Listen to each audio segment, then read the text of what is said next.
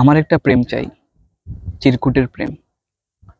দিন শেষে আধারের শশীর বিভায় রোজ একটা চিরকুট লিখবে, হোক তা 2 বাক্যর। তবুও আমার চাই রোজ একটা তোমার লেখা চিরকুট।